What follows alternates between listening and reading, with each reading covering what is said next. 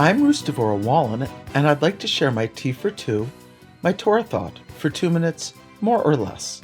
This week's portion is Parshas Behar, which means on the mountain. It is on Mount Sinai that God now shares the laws of Shemitah, the sabbatical year, and the Yovel, 50th year Jubilee, celebrated in the Holy Land.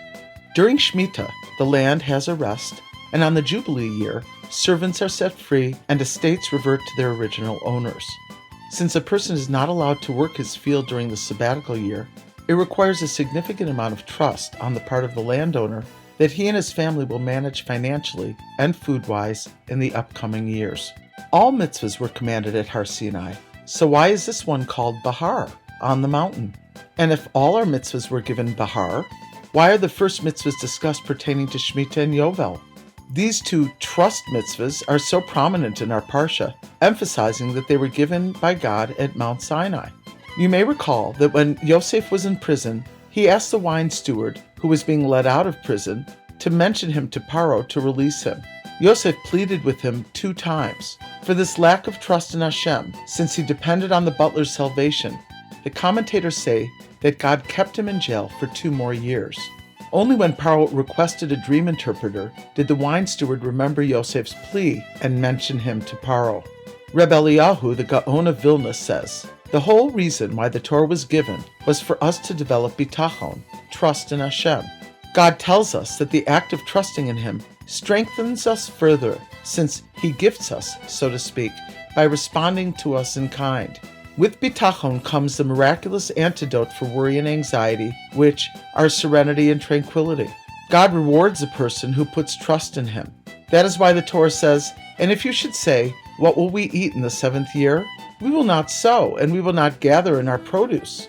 Hashem says, I will command my blessing for you in the 6th year, and it will yield produce for 3 years. Here, Hashem is asking us to trust Him once we have made our own human efforts. When we are done with whatever is in our own capacity, then we must put our full confidence in God. As the famous bitachon poem goes, you do your best, and Hashem will do the rest. Regarding the verse, when you say, what will we eat in the 7th year? The commentator Sforno says, when you raise doubts about this promise Hashem is making, you are doubting that He could make the quality compensate for its lack of quantity. Science confirms regarding the yield of the harvest that allowing crops to lay fallow replenishes the mineral composition of the earth so that both the quality and quantity of the produce is greater. Additionally, we all know the importance of patience. Sometimes we need to wait for something good or even greater, though it may not appear so at the outset. Life has many such matters that require trust and patience. In Behar, God is requiring a lot of trust from us to believe that our 6 years' crops will suffice for the 7th and 8th years. The concept of bitachon is not something that comes naturally or from an intellectual place. It comes from a place of inner heartfelt depths. However, developing this security and confidence requires practice and repetition.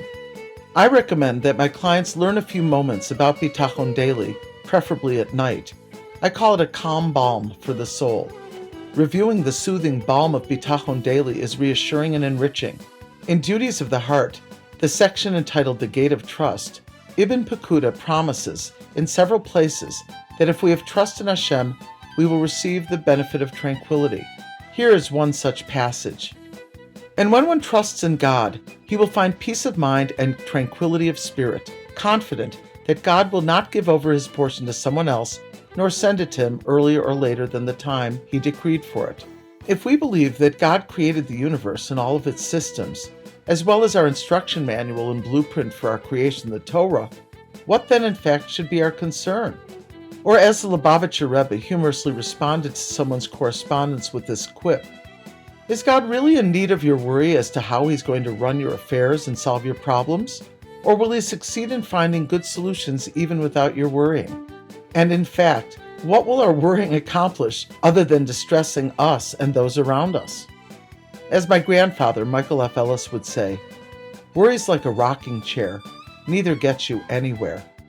If ever in the history of the world do we need tranquility and peace of mind, I believe it is now.